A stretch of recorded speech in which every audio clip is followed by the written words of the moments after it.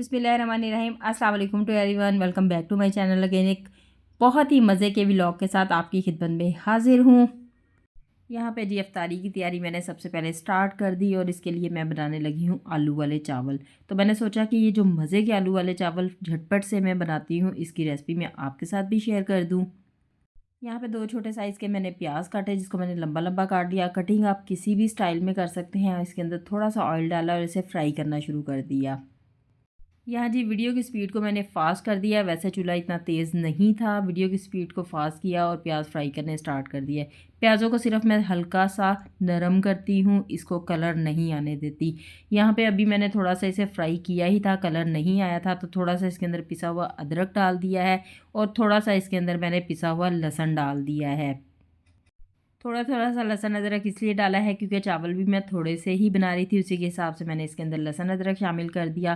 प्याज़ों पे भी कलर नहीं आया था। अब हमने लहसुन अदरक को इतना फ्राई करना है कि ये अपना कलर थोड़ा थोड़ा सा गोल्डन कर ले, इसकी स्मेल ख़त्म हो जाए और बहुत अच्छे से फ्राई हो जाए। जितनी देर में लहसुन अदरक भुना जाएगा उतनी देर में प्याज भी थोड़े से फ्राई हो जाएंगे। और यहाँ पे जब लहसुन अदरक अच्छे से भुना जाए तो इसके अंदर 2 बारीक कटी हुई मैंने सब्ज़ मिर्चें डाल दी। पीस के भी डाल सकते हैं, बारीक काट के भी डाल सकते हैं। कटिंग आप अपनी मर्ज़ी से किसी भी स्टाइल में कर सकते हैं। यहाँ पे टमाटर मेरे पास मौजूद नहीं था, वरना एक टमाटर भी काट के मैंने डालना था। इसको थोड़ा सा मैंने मिक्स किया। मिक्स करने के बाद जी यहाँ पे मैंने 2 छोटे साइज़ के आलू हैं, जिनको मैंने छोटा छोटा सा काट दिया। वो आलू इसके अंदर डाल दिए और इसे बहुत अच्छी तरह से फ्राई करना शुरू कर दिया। आग को तेज़ रखना है, तेज़ आग पे इसे हमने 6 से 7 मिनट के लिए अच्छी तरह से फ्राई कर लेना है। आलू अच्छे से फ्राई होंगे तो चावलों को मज़े का टेस्ट देंगे। यहाँ पे नमक मिर्च मैंने पहले शामिल नहीं किया, क्योंकि अगर नमक मिर्च पहले शामिल कर दूँ तो वो आलूओं को भी कलर दे देता है बहुत तेज़, और चावलों का कलर भी बहुत तेज़ सा बन जाता है। तो मुझे लाइट कलर के चावल अच्छे लगते हैं, इसलिए मैंने अभी तक इसमें नमक मिर्च नहीं डाला। आलू अच्छे से भूनने के बाद यहाँ पे 1 चम्मच के करीब मैंने इसके अंदर नमक का डाल दिया है और तकरीबन 1 चम्मच से ज़्यादा मैंने इसके अंदर सुरख मिर्च का डाल दिया है। अपने टेस्ट के हिसाब से आप नमक मिर्च कम ज़्यादा भी कर सकते हैं। नमक मैंने इसके अंदर थोड़ा सा कम रखा है, वो क्यों कम रखा है आगे मैं बताती हूँ। अब इसको 1 मिनट के लिए हमने भून लेना है। मसालों को बस 1 मिनट के लिए भूनना है, बहुत ज़्यादा नहीं भूनना, क्योंकि यहाँ पे मिर्च है फ़ौरन से जलना शुरू हो जाएगी। अब आपने चावलों के हिसाब से इसके अंदर पानी डाल देना है। ये 1 मग मैं चावलों का बना रही थी, इसलिए 1.25 मग मैंने इसके अंदर पानी का शामिल कर दिया है। फुल पानी नहीं डालेंगे। यहाँ पे थोड़ा सा ज़ीरा मैंने लिया। ज़ीरे को डालने का यही तरीका है कि आप इसको हाथ की हथेली पे रखें और अच्छी तरह से मसल के पानी के अंदर डाल दें। फिर इसकी बहुत अच्छी खुशबू आएगी चावलों के अंदर से। मसल के डालने की वजह से ज़्यादा अच्छी खुशबू आएगी। थोड़ा थोड़ा सा आप कूट के भी डाल सकते हैं, साबित भी डाल सकते हैं, लेकिन थोड़ा सा अगर मसल देंगे तो खुशबू ज़्यादा अच्छी आएगी। इस पानी के उबलने का इंतज़ार करना है, लेकिन इसके अंदर उबलने से पहले ही मैंने 1 चम्मच चिकन पाउडर का डाल दिया है। नमक इसीलिए कम रखा था क्योंकि चिकन पाउडर का टेस्ट भी थोड़ा नमकीन नमकीन सा ही होता है। रोज़े की वजह से चेक नहीं कर सकती थी, वरना पानी के अंदर इजीली आप उसको चेक कर सकते हैं कि इसमें नमक का हिसाब ठीक है या नहीं है।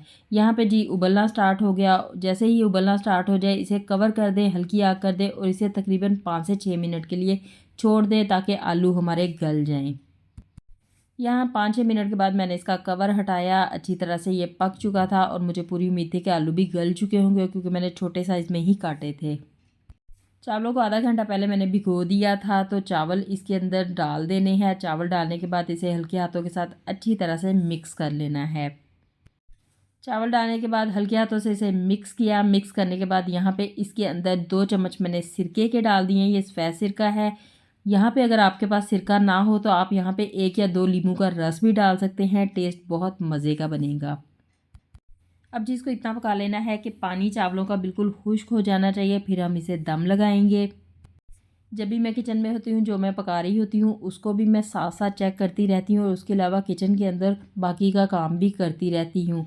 तो स्पीड इसीलिए बंदे की बढ़ जाती है कि एक टाइम में वो काफ़ी ज़्यादा कामों को मैनेज कर लेता है। अगर सारे कामों को मैनेज ना किया जाए, एक एक करके काम किए जाएँ, तो इस तरह काम को बहुत ज़्यादा टाइम लगता है। किचन के काम को जल्दी करने का यही तरीका है कि एट ए टाइम आप 2 से 3 काम कर रहे हों।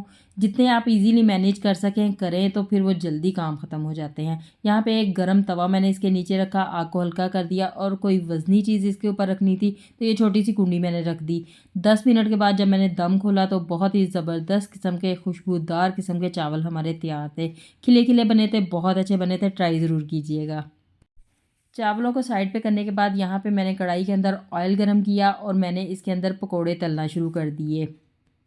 जब मैं चावल बना रही थी तो साथ साथ मैं पकोड़ों के मिक्सचर की कटिंग भी करती जा रही थी, तो दोनों काम मैंने साथ साथ में कर लिए, इसलिए जल्दी से हो गए। जैसे ही चावलों का दम खोला, साथ ही कढ़ाई रखी और इसके अंदर पकोड़े तलना शुरू कर दिए।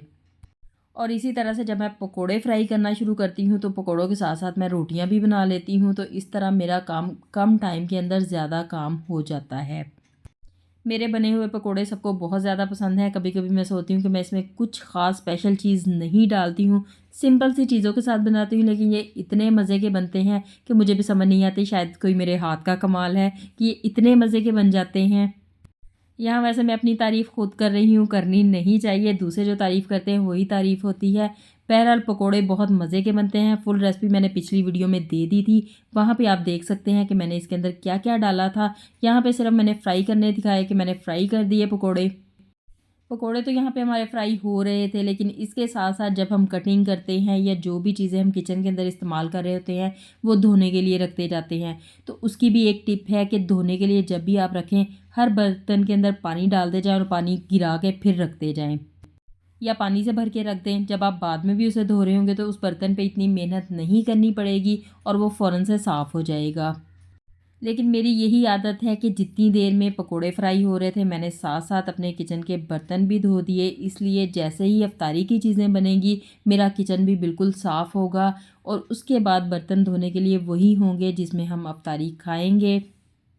ये छोटी छोटी सी टिप्स होती हैं, अगर हम इसे फॉलो करते हैं तो हमारी ज़िंदगी बहुत ही ज़्यादा आसान हो जाती है। उसमें हम अपने लिए टाइम भी निकाल सकते हैं और अपनी फैमिली को भी अच्छा टाइम दे सकते हैं। जब हम ज़्यादा कामों को एक साथ मैनेज करना सीख लेते हैं तो उसके हमें फ़ायदे होते हैं, टाइम भी बचता है। और इसके अलावा रमज़ान में सबसे मज़े की बात मुझे ये लगती है कि डेली हम इफ्तारी बनाते हैं, डेली वही चीज़ें भी बन रही हों, हम डेली वही चीज़ें ही खा रहे हों, फिर भी हम बोर नहीं होते। और घर का कोई भी फ़र्द उठ के ये नहीं कह रहा होता कि कल ये बनाया था, आज फिर ये क्यों बना लिया है। सबसे रिलैक्स वाला काम तो यही होता है।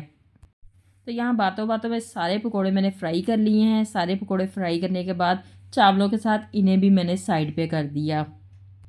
अब आ जाती है जी रोटियों की बारी। तो यहाँ पे रोटियों को मैंने पहले बेल के रख दिया था, एक एक रोटी को उठाते जाएं और इसको आपने तवे के ऊपर टिकने नहीं देना। पहले भी मैं आपको बता चुकी हूँ, रोटी को नरम बनाना चाहते हैं तवे को गर्म कर लें, रोटी को इसके ऊपर टिकने ना दें, हिलाते जुलाते रहें तो रोटी बहुत नरम बनेगी, बहुत मज़े की बनेगी, बहुत अच्छी बनेगी।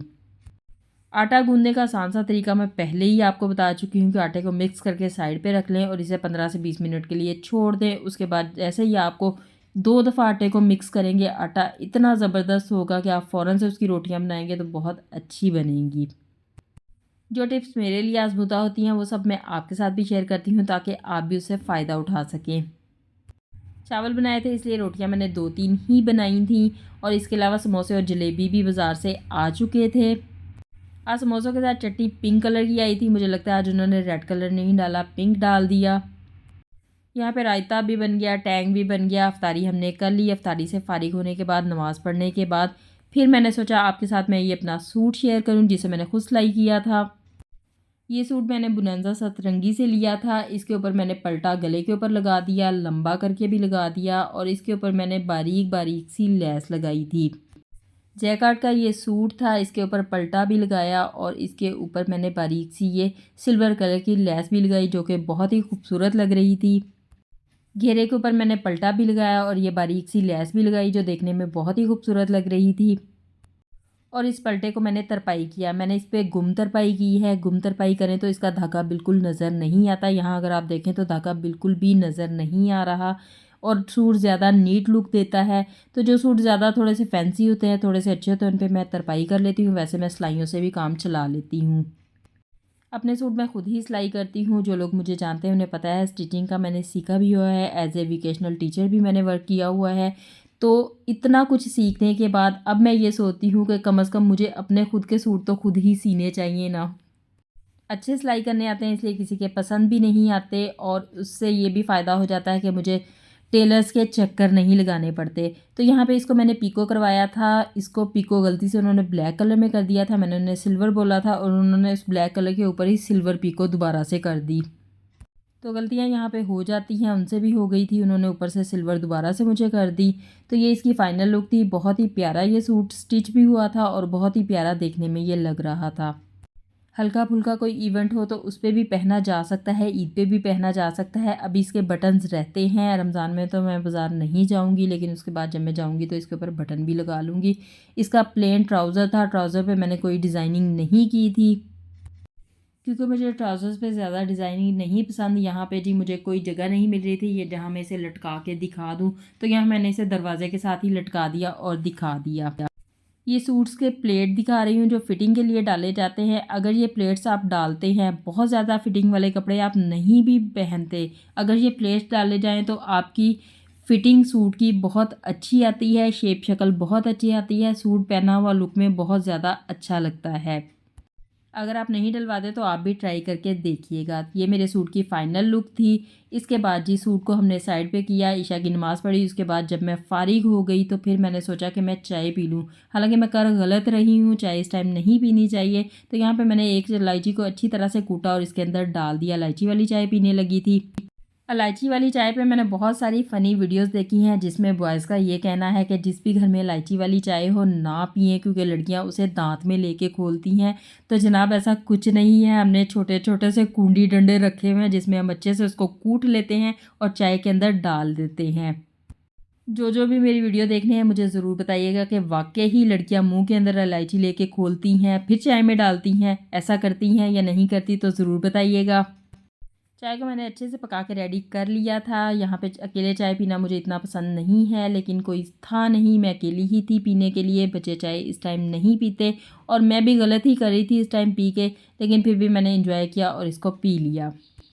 आज के लिए बस इतना ही। अपना ढेर सारा ख्याल रखिएगा, मुझे दुआओं में याद रखिएगा। अल्लाह हाफिज़।